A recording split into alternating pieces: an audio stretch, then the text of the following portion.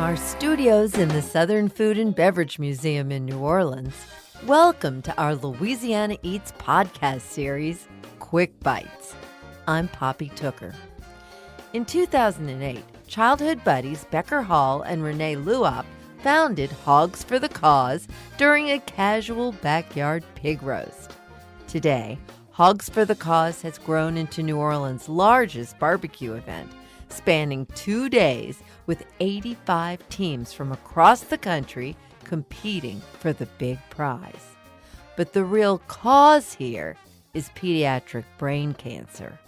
Over the last decade, Hogs has awarded 600 grants, partnering with Children's Hospital of New Orleans, Ochsner, Duke, and many other children's hospitals across the country to identify families in need. In this episode, we sit down with Becker to hear the story of how this worthwhile, now legendary event came to be, and their plans for the future. And then we catch up with local favorites, Silence of the Hams, a Hogs team comprised of Chris Montero of the Napoleon House, Michael Brewer of Baton Rouge's City Pork, Tori McPhail of Commander's Palace, Jared Rawls, and newest member, Parkway Bakery's Justin Kennedy. But first, here's Becker Hall. My name is Becker Hall.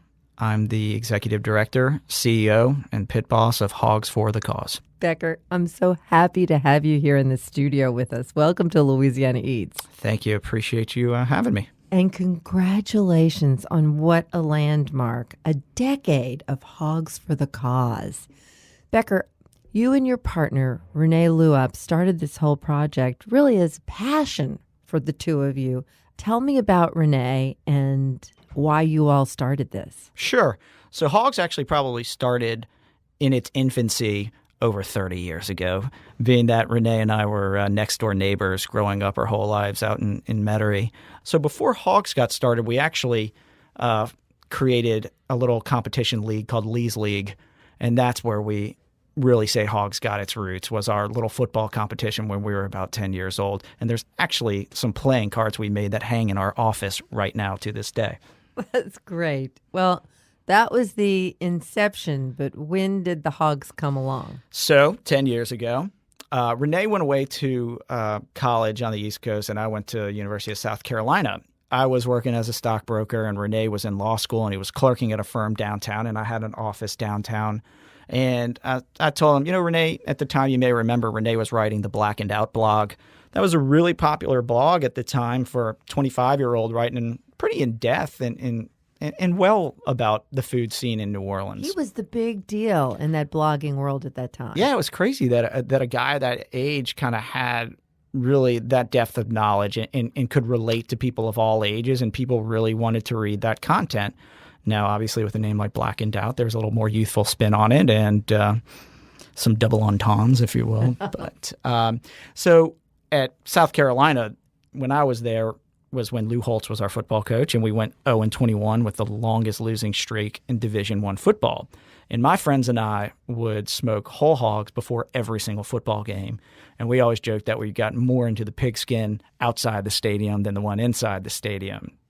So when I came back to New Orleans and saw Renee and knew what he was doing in the food community, I basically asked him if he was interested in smoking a whole hog with me. As we were building out what we wanted to do there, through Blackened Out, Renee was introduced to a sous chef that had a child with an inoperable brain tumor. And it just happened to be somebody that also grew up in our neighborhood's son. And Renee kind of came to me and was like, "Do you remember Ben Surratt?" And I said, "Oh, yeah, I live, down the road, whatever." And he said, "Well, his son has this inoperable brain tumor called Dipshy, and they're doing this fundraiser." I said, "You know what, Renee, why don't we turn our pig roasting event into a fundraiser?" And we moved quickly. I mean, we filed for a 501c3 that day. We said, let's do it. So we thought at the time that we were going to do a pig roast and crawfish boil and call it pigtails. That's a good idea. Yeah, but then we vetoed that. We're like, let's keep it simple and let's go with the singular idea and ethos. And we called it Hogs for the Cause because we didn't know much about the family. And we figured, you know what, if we continue to do this, we can change the cause every year to a different individual. Well, we had that event. The first one was in February, and about 250 of our friends came out, and we raised about $10,000. And we were like, that's incredible. And per capita, it's incredible. It was basically hats getting passed around and say, give what you want. And that turned out to be around $10,000. And when we met the family and we met the little boy, we said, this is where we want to focus our attention. And I think that it was such a cathartic experience for the two of us. And we just knew at that time, we learned so much about pediatric brain cancer through the family that this is where we wanted to focus our cause. And now 10 years later, we're the number one provider of these outreach services in the country. Out of New Orleans. Out of New Orleans. Another incredible accomplishment for us to be proud of. Yeah. Thank you, Becker. It's the people that come out to Hogs that support it. It's our teams that raise all this money. We just kind of say, hey, guys, believe in us and believe in what we're doing. And, being such a great town like New Orleans, people have been quick to embrace it. And let's be honest, it's a hell of a lot of fun too. So, what happened to that little boy? He passed the week before the second Hogs. Oh gosh, that must have been so difficult. It is difficult, pediatric brain cancer. And I don't often like to talk about it because it has such a high mortality rate. We're talking almost 98%. So there aren't many success stories we have, but that's why when you come out to Hogs, you won't really see us really push the envelope there. We kind of keep it barbecue focused, music focused, but our families are all out there and they wear VIP bracelets. And I'm talking at this point, 50 to 75 families from the neighborhood will just come out there all day and they love it. I know that after that first little boy and your initial success, you all have done such great work over the last 10 years that, as I understand it, 600 different families have been assisted. Well, it's actually more than that. We had somebody ask us today how many grants we did last year, and from January to December did 234 grants to all unique families. So what happens is we kind of go out into the country and make a lot of relationships with hospitals.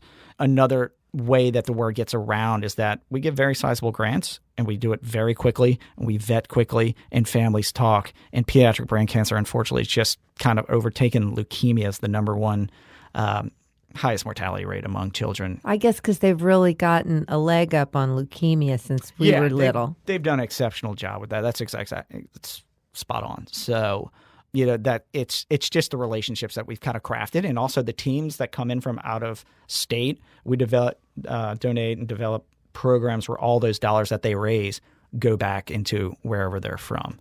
So that is so cool. How many states come? It's still Louisiana dominated, and it's still probably 60% even New Orleans, but we probably have about 20 teams a year that come from out of state, 15 to 20. As far as North Dakota, California to the other side, to Washington, D.C., Florida, all over those areas. Children's Hospital of Atlanta, for instance, Fox Brothers out of Atlanta, huge barbecue outlet there. They've raised over $300,000 for the cause. It's all gone back to Children's Hospital of Atlanta patients or programs there. Could you give me any specific examples of how your Hogs for the Cause dollars have made a difference in a family's life? I can give you hundreds of examples, and I have just slew of letters and emails that I keep in my desk. We helped a family that it was two mothers, and they went through a really hard process of adoption. And they finally, after years and years, were able to adopt a child. And the child, they had to go to Mexico to get the child. And within the second year, is diagnosed with pediatric brain cancer and passed. Oh, my gosh. So the family actually didn't have the money for a funeral, didn't have the money for anything. And they kind of last-ditch effort, came to us and said, we had the love of our life for 1 year. We worked so hard to have this. We can't even give them a proper burial. We can't do anything for them. We're distraught. Is there anything you can do? And we said, there's not only something we can do, there's everything we can do. And we paid for the whole funeral and went through that whole process for them and gave them and allowed their families to come in from all over to mourn, this miracle that came into their life and just provide a little bit of help for them. And how are they doing today? Well, that's what's kind of interesting is, so fast forward a year and they're out at Hogs, and they come every year. They're wonderful people. And somebody comes up and like, Becker, have you seen such and such? I was like, no. And she's like, she got a surprise for you. And so I walk up to her and she's got the Hogs logo tattooed on her arm. Oh. And we're like, wow, that's a commitment. That is a commitment. We had to have meant something if you were willing to do that. And then the following year they came out with their new baby that they had adopted. Oh. So it was great to kind of see that one go full circle. That one was always very touching for me, but each grant is extremely cathartic in its own way.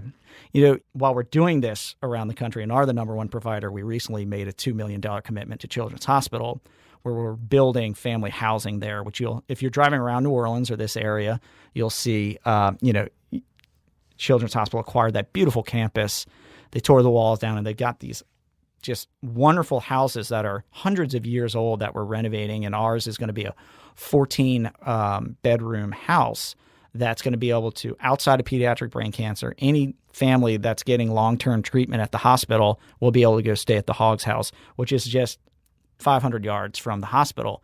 And why that's so important is getting out of that hospital and just being able to get away from that kind of that mentality is it's massive in your overall, in your health and well-being, your mental health and well-being, all of it. All of it. And your well-being is tantamount to your treatment as well. And it also gets you in kind of a social environment with kids that are doing things that are going through the same thing you are if you're a child, and also gets parents a support network just right next door. So that's hugely inspirational. Yeah, we looked at it and said, can we afford $2 million, on top of everything we're doing? Because we give out 100% of our donations. None of that goes to our overhead currently. So we said, I don't think we can do it, but we're going to do it, and we're going to find a way to do it. So we kind of brought it to our teams and said, we got to raise this much over the next 7 or so years. You think we can do it? They all said, easy. Becker, how has this changed your life? It's made me a lot more sensitive personally, because I don't think that's something that I've ever been painted with before. Kind of an obtuse person naturally, but it's in being a new father, it makes you want to do as much as you possibly can for anybody who has a child. That when I see a child now that has a scrape, you want to be able to move mountains for the child. So something like this, where that your child may not be coming back, it's what more can I do? And we always say when we give grants, this is just the start. You let us know how much you want us in your lives, and we're going to be there for you. That's incredible. Let's get to the numbers. Okay. The astounding numbers of what happens on that one magical weekend. Right. When people come from everywhere across the country, all on a single purpose. Hog. Let's eat. Yeah. What's different about it, and I think a lot of people have this misnomer in their head of what a barbecue event is, or when they hear the word barbecue competition, they think of people hanging out on the back of a pickup truck watching a Weber grill. They don't realize that, we've got 85 teams. We cap it at 85. It sells out in a week. So 85 teams out there, and there are some teams now that are building these triple-decker booths and are putting more money into their booths than even restaurants do these days. So it's anything but Joe Blow and his friends. I'll say hanging around a Weber grill. Camp out for the whole weekend. No, camp out for 5 to 6 days in advance. People now, they're loading in 2 weeks in advance to build their structures up. It's so overwhelming to the senses when you get out there, whether it be sight, smell, or hearing, because of the food, the displays and the booths. And then, we have 21 bands on 3 stages. It's so hard. If you're ADD, this is a place for you, because you don't have to concentrate on anything too long, because there's always something else that'll grab your attention. So, do you have consistent winners, or no. How does that go? It's really strict judging. The rules are. Whew. Yeah, the Memphis Barbecue Network comes in and judges our competition. We're just not sanctioned. And what that means is we don't have specific rules you need to adhere to. We have a lot of categories. The main categories are whole hog, pulled pork, ribs, and our Louisiana special pork puree, which is a Hogs trademark event. And what is a pork puree? Pork puree is anything goes pork. We kind of joke around a lot of times, like, don't come to New Orleans on Hogs weekend to visit New Orleans restaurants on a food tour, because they're all in the yard. It's true. And everybody's going for that pork puree title. That's the one they want. it's a huge deal. You've got some pretty heavy hitters who come out when it comes to this big name celebrity chef department. Who's out there competing? Yeah, so our Let's do gala, some name dropping. right? Our gala starts on Thursday night, and that's run by Donald Link's restaurant group.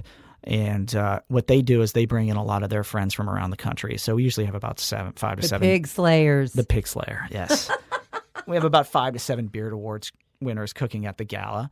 And then in the yard, everybody's out there in some form or another. Justin DeVilliers has a team. Alon Shai has had a team in the past, but hasn't been with us the past couple of years. You name it, they're out there. And a lot of times they don't do it under their restaurant names because it's a chance for the chefs to just get away on a weekend and enjoy themselves. Party together. They're having a big time out there, usually parties. with a little of that brown liquor. There's a lot of brown liquor. There's a lot of corn liquor. There's a lot of white liquor. And there's a lot of stuff for the vegans. We call it beer. But we're doing a great thing and helping a lot of families, but we're having a really good time doing it, and we're eating very well in the process. And this is kind of funny. We only had about 25 teams when we started, and I'd say, Renee, you go left, I go right. We're going to have a beer with every single team that's out here so we can get to know who's raising this money for us and who's really, the titans of this event.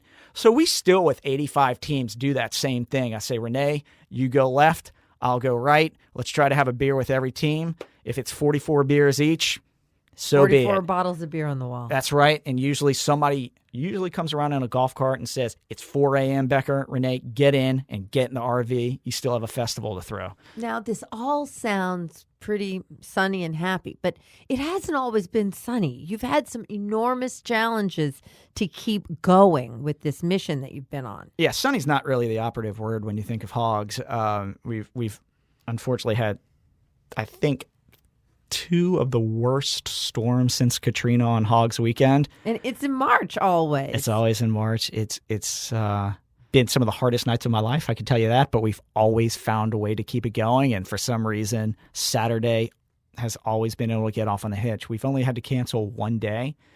And, we took that risk and we said, let's expand Hogs. And so we expanded Hogs into Charleston, South Carolina, and we did a year there. And to hedge some of that risk and weather risk, we're like, this is what we do. If we keep getting rain in New Orleans, we're not going to be able to continue to do this. So let's move on. Second year in Charleston, we got Hurricane Joaquin that washed us out. So we decided to pump the brakes on that and just come home and concentrate on New Orleans and just pray to the weather gods. And we go give our hard-boiled eggs to the convent on Chapatulas, and that's supposed to guarantee us sunshine. So the past few years we've done that, and they've been looking out for us. Those little poor Claires, they like hard-boiled eggs? Hard-boiled eggs. That's what you have to give them. Never heard that before.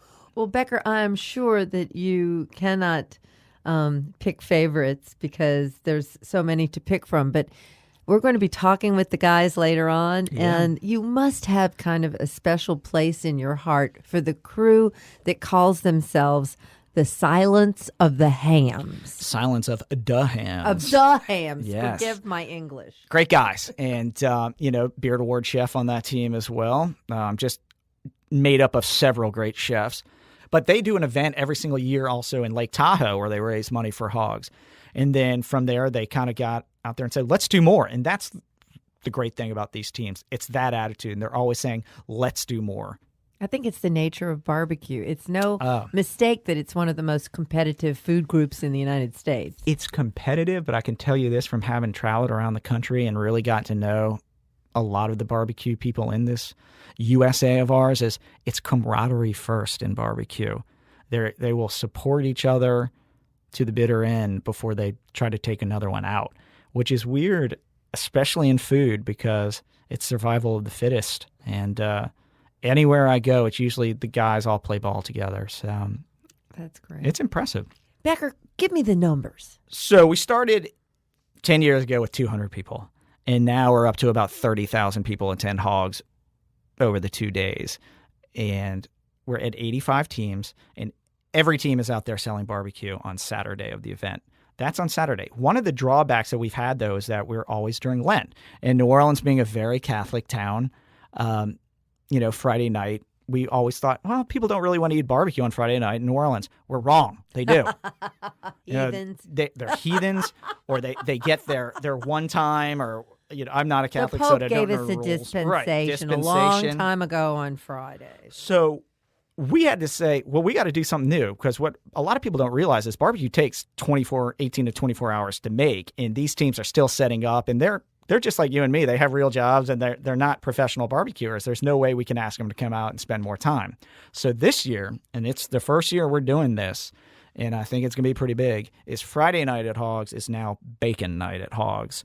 And that's going to be sponsored by Newski's, who's probably one of the most premier bacons out there. It's the one you find in just about every restaurant kitchen. That's right. It's amazing. So all 85 teams will be having and selling bacon dishes to the public on Friday night at Hogs. Ooh. It's going to be decadent and incredible. I have every team is going to send me their dish by March 1st, so the public's going to know. So I do encourage you to go on our Facebook, and so you'll see this. But I've seen some bacon mofungos coming through. I'm seeing a lot of just some really interesting things. It's not just like, oh, mac and cheese, I'm going to throw some bacon on it. That's not what Hogs is about. It's not, oh, I'm just going to get pulled pork. It's always, how can we make this creative? How can we make it better? Becker, we have listeners literally all over the world. So if somebody can't make it in for the big Hogs weekend, how can they get involved and help out?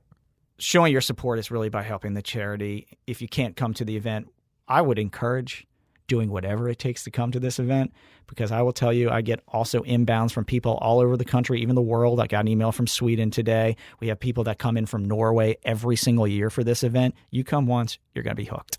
But if you can't come, make a donation. It's going to make an impact on somebody's life. And people can find you at hogsforthecause.org. That's correct. hogsforthecause.org. Becker Hall of Hogs for the Cause. And now, Silence of the Hams. To increase their annual giving to the Hogs cause, chefs Chris Montero, Tori McPhail, Michael Brewer, and Jared Rawls developed a Louisiana-style smoked sausage produced by Chisasi Brothers that's now available at Rouse's Markets and other groceries throughout the Gulf South. As you can imagine with this chef-driven product, it's showing up on lots of restaurant menus as well. I am Mike Brewer, executive chef of City Pork in Baton Rouge and founder of Team Silence of the Hams.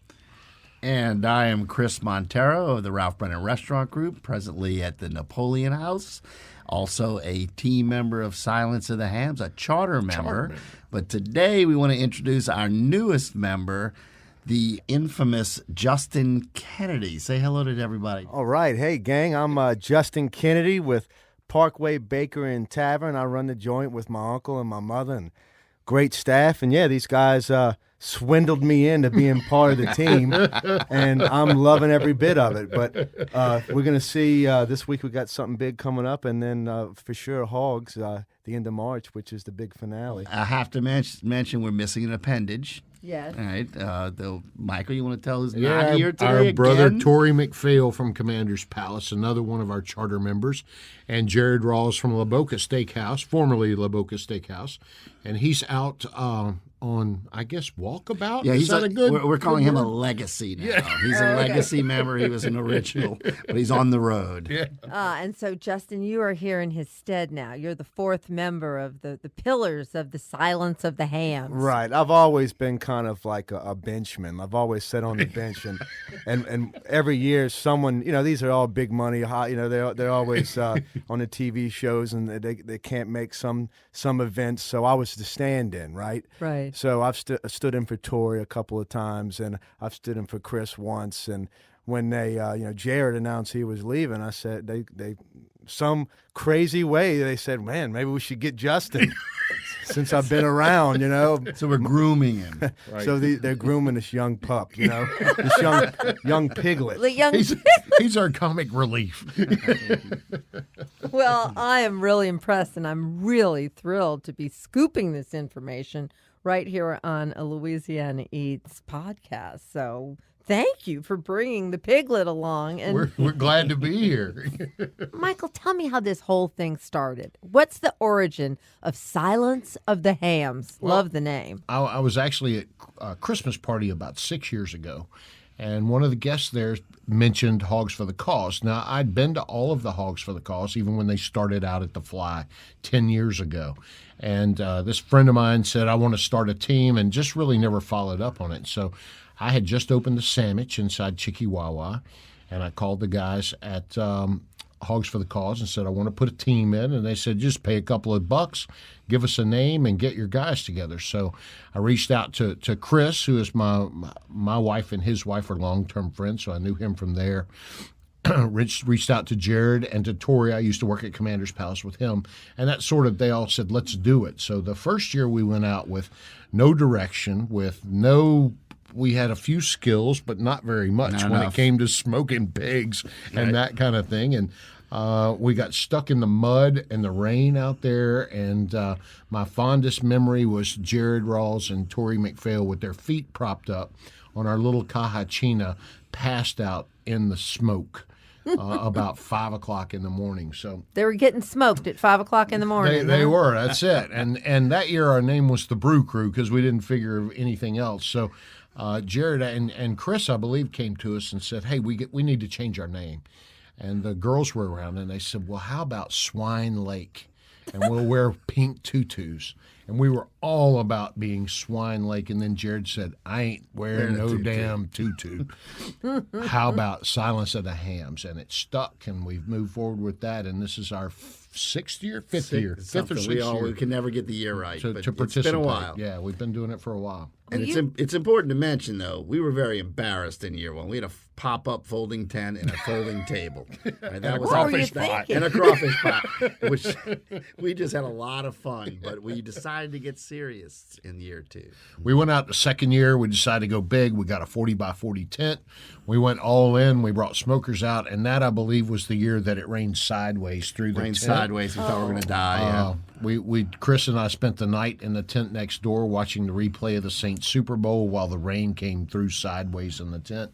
And fortunately for us, Chris got second best butt that year, and I believe I got seventh place in whole hog that year. So that sort of spurred us into what, starting to take it seriously as an event. The purpose behind Hogs for the Cause is to raise money for families with pediatric brain cancer. So we try and always remember what we're doing while we're out there, while we're having all this fun, and what the real purpose behind it is. And, as we've moved through the history of our team, we have our own event now that we do out in Lake Tahoe every year, and we've Let raised... me ask you a question about that. Yes. I understand all of this, great respect sort of thing, but Chris, what was that prize you won the first year? We're really proud of it. It's a nice gold medal. It's emblazoned with second best butt. and that's a highly competitive category. It's really all about the butt in competition barbecue. Very serious. Okay, man. And, we were shocked. We were. Because you got to understand, there's 100 teams in the beginning of Hogs for the Cause. It was a lot of traveling competition barbecue. The real serious guys with the big trailers from all over the country and crack the top 10 in any category from chefs from New Orleans, which honestly, we really don't know a whole lot about barbecue here compared Historically, to not Memphis, right? So all out the blue, they were all drinking, they were rolling drunk, and when the awards come out, we weren't expecting. We didn't even get mentioned in the first year. Right? We didn't make the. Yeah, it was sad. And we won a silver medal, so we were a little taken aback and started taking ourselves way too seriously at that point. The first time that the Silence of the Hams really jumped out at me, interestingly enough, wasn't at Hogs. It was a Poor Boy Festival. Right, that's right. That is such a brilliant component of what you guys have put together. Explain that piece. Well, what we needed to do was find a revenue stream. You see, some of the big, we want to be one of the big players at Hogs for the Cause. The big players are enormous entities. They're law firms, doctors' practices, 100-member teams. There's just 4 idiots. I mean, there's just the 4 of us. 3 idiots. A raft of idiots. and we know this is out of our pockets. So we're gainfully employed, but we're certainly by no means wealthy, and we're trying to get in the big leagues. So we started brainstorming. How can we raise some money on the side? We need a fundraiser for our fundraiser, and we decided that we can cook and we can make. He had the sandwich. That's right. I had the sandwich back then. And there's this po' boy fest down the street. So Michael says, "Why don't we kill 2 birds with 1 stone, promote the sandwich, and raise money for Silence of the Hams?" And, it took us a couple of years, but we got a little traction, and then we got some recognition. And one year we had a line the entire day, and we sold. So we make a little money to help support our efforts. The more money we invest, the bigger our total earnings are. This is not 9 to 5 banker's hours, show up and cook and leave.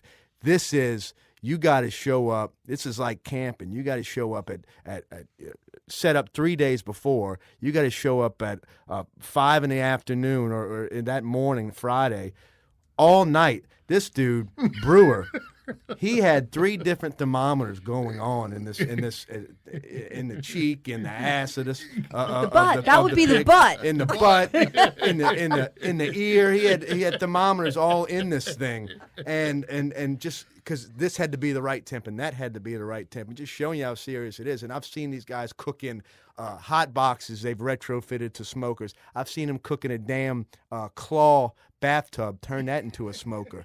And it's just, they have a lot of fun. We cooked on a pile of bricks last year. Bricks, we use cinder blocks. And it's We amazing. make it up as we go. It's amazing the camaraderie they have, and I've made dear friends with them, and that's part of it too, right? You come to this thing, you have a lot of fun, you make friends, and then you're raising lots of money for pediatric brain cancer. And these guys took it to a whole new level. I can't say, and I'll get on the horn and say a lot of teams haven't done these. These guys have spearheaded doing things year-round with Hogs. I mean, they go to Lake Tahoe, raise a bunch of money. And the big thing that they'll reveal to you pretty soon I just jumped in last minute just to help them out. All I can say to you is congratulations. I'm so glad you finally made it in the big time with the big boys. I'm in the big time, baby. I've known you a long time, and I'm really proud of you. All my hard work is finally coming to light. Well, it really turned my head this past fall when I was downtown checking out that world's largest poor boy. We just can't get away from that topic, can we? And there I find my friend Chris Montero, who says to me, "Oh, Poppy, do you know about this? What is that exciting new this that you all have finally rolled out with at the end of 2017? Have you heard about my sausage?" Tell me You about thought he your had the sausage. second best butt. Tell me about your sausage, Chris. Well, so Michael had developed this relationship, or I guess we organically. yeah. Nick started drifting over to our tent.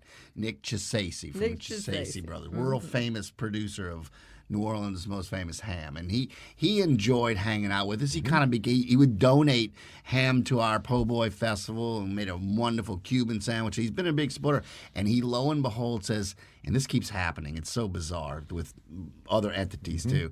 I'd like to do more with you guys. This is so much fun. We'll take money from anyone, right? Even you, Bobby, if you want to come help us. And Nick says, "How about you guys come up with a sausage, and I will do the rest, and we'll brand it, and I'll market it, and we'll distribute it, and we'll come up with a deal with the proceeds."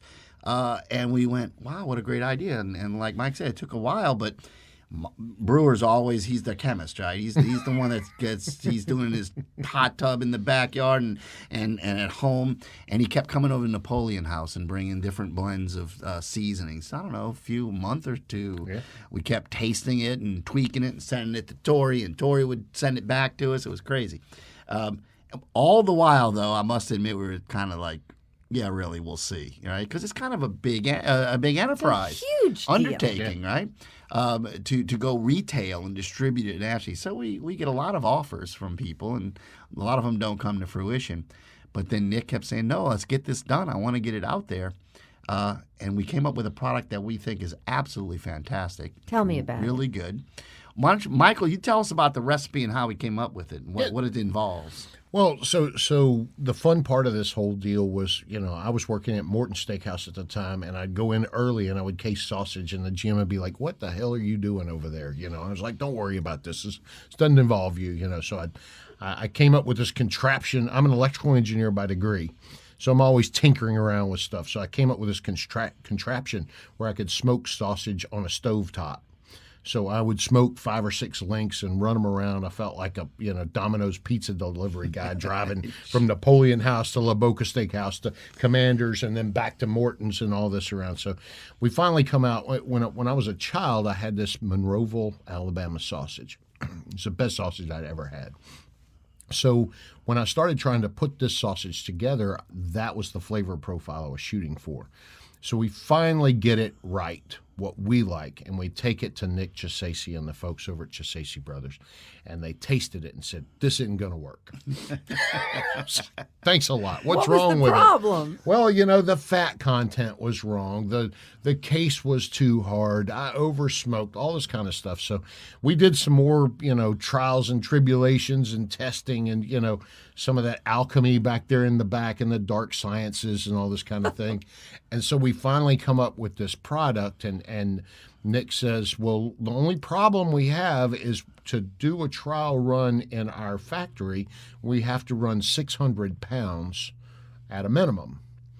And we're like, well, we're not sure if we really want to run 600 pounds and take the responsibility for this. So he gave me a few pounds of his pork product and his casing, and I brought it home and stuffed it in my sausage stuffer, took it back, he smoked it, we tasted it, we said, that's it. And it took about 2 months, I guess, for us to go through that. Right. So Nick began the process of blending the seasonings. The next day we had the seasoning. He ran a 600-pound batch. We sent it off to the FDA to get all the nutritional information done. While that was going on, I served it at my restaurant. Chris started putting it in his red beans and rice at the Napoleon House. We flew a shitload of it up to Lake Tahoe. Yeah, we cooked it up Brought there it with us. for that. We did it at the Po' Boy Festival. So finally, about 1st of November this year, we had the label approval. We had it ready to go. And we start calling grocery stores, and nobody's answering the phone.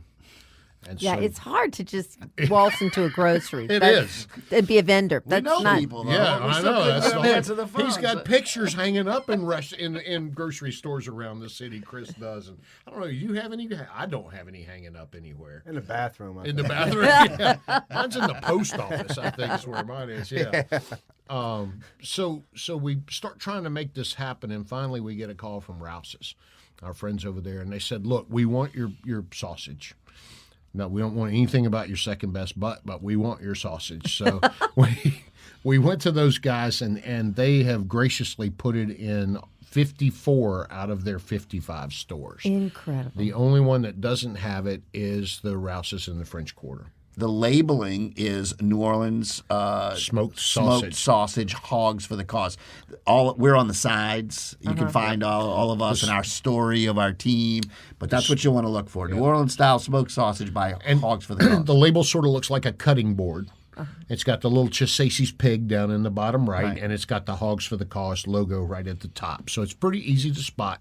And we're going to continue to grow, and we've got a few other little surprises up our sleeve that we're working with Chisaisi, and I'll give you a little hint. One of them includes a style of pork belly. Ooh. And it's smoked and cured, so you can put 2 and 2 together and sort of figure out where that one's going to go. All these things are sort of getting to organically grow for us to be able to compete, because the number one team at Hogs raised $225,000 last year, which is mind-boggling to me. That's a lot of pig's feet. Yeah, it is. So I'm sort of curious how we're going to get into that upper echelon, but things are starting to work out for us. Anybody can do it. You all can. we're Well, Well, we got particularly- corn now. focused. So, Yeah, you got the young. You got the Young young blood. in here I'm, now. you know, they got all these great things happening, but they don't realize I'm the biggest thing that's ever happened. In time, it will reveal itself. Sooner or I later. understand. Sooner I or later, this is gonna understand, pay off. Justin. I know. It's like being the secret weapon. So what can we find this year when we see you all out there? Can you give us a little scoop on what could be coming up? So what we really want to do this year is go a little bigger and better. All right, so we're going to make a little more of an investment in our camp and make a really impressive storefront because we were one of the top fundraisers last year. Well, at least because there's a big gap between the number 1 and number 10 or whatever we are. But we were still one of the bigger players, so we got a choice. So we're in a prime spot this year. We're right next to this stage 2 in one of the big plots. We're going to come up with some really cool, some new logos, and we're really going to promote our new product, right? So we're going to do some retail, and we're going to focus on winning another medal or two. So we're really going to work on the competition. But our young friend Kennedy's, he's ambitious, so he wants to come up with a dish that he guarantee is going to blow everybody away. You want to tell him what you're going to do? Okay, kid, what are you doing? And it's simple, right? I mean, that's my business. It's simple and Keep good. it simple, That's stupid. what keeps the line out the door. And one thing I did at the Po' Boy Fest is we had this sandwich. We called it the Baby Maker, right? And it was oysters, bacon, cheese, and remoulade sauce. And that was we did it for like 3 years straight. And it was one of the ones like G.W. Finn's Lobster, just a line down the street. Because you want something different, something you can't get every day. And that's what the people come for. And one thing I found that was fun is we'd melt the cheese in front of the guest. We had blowtorches. It was like an action station, right? And you'd see the fire and the flames, and the people loved it. So that's what I'm doing. I'm bringing the blowtorches back out. Break it out, just what we need. But one thing that we sell tons of, literally tons of, at Parkway are gravy cheese fries. We put that roast beef debris, the brown gravy. We put the cheddar cheese, and we just sell tons of them. People go crazy over it. So I'm like, I know that's going to work, especially if they know I'm part of the team. It's my dish. So what we're doing is we decided to jazz it up. So we're doing waffle fries, which are those, they're crisp all the way around, And we're going to do waffle fries, and we're doing a mixture of cheddar and pepper jack cheese, and then we're going to take that number 2 butt, okay? We're taking that number 2 butt, award-winning butt, and we're going to, cook that down overnight, and we're going to chop that all up, break it down, put that on top of it with some barbecue sauce, some homemade barbecue sauce. Ooh. I got a good Mid-City barbecue sauce. I haven't shared the recipe with them, but an old man that lives across the street. You'll bite your fingers off. I can't. He gave me some barbecue chicken. You'll bite your damn fingers off. And he told me the secret was grape jelly. He put grape jelly in his barbecue sauce. So we're going to have some of that grape jelly barbecue sauce in there. Way to go, boys. Way to go. And then we're going to fire that cheese on it, and that's going to be it, and it's going to be good, delicious, and it's going to knock your socks off. Oh, my goodness. I'm so hungry, and I'm so inspired by all of this delicious good work. Thank you, gentlemen. Thanks for all you do. And I hope all of our Louisiana Eats listeners turn out at Hogs for the Cause to support you all and check out the number 2 butt on the number 1 fries. Yes. Nicely said. Look forward to seeing you. Yeah. Thanks. Come on out. Thank you. Silence of the Hams members, Chefs Chris Montero, Michael Brewer, and Justin Kennedy. If you'd like to give to Hogs for the Cause, you'll find a link to their website in today's show notes. This year's Hogs for the Cause will be held on the Lakefront Arena grounds, March 23rd and 24th. I'll see you there. Visit their website for event details and to learn how you can give to this worthwhile cause. You'll find the link in today's show notes. Don't miss a single serving of Louisiana Eats by subscribing to our podcast. Also, visit poppytooker.com for lots more recipes and delicious food ideas. Louisiana Eats original theme music by Johnny Sketch and the Dirty Notes. Thanks to Sarah Holtz and Reggie Morris who produced this podcast. I'm Poppy Tooker.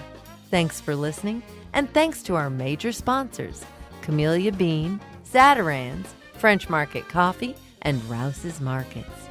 Visit poppytooker.com to see a full list of our partners. This Louisiana Eats Quick Bite was produced by Poppy Tooker Broadcasting.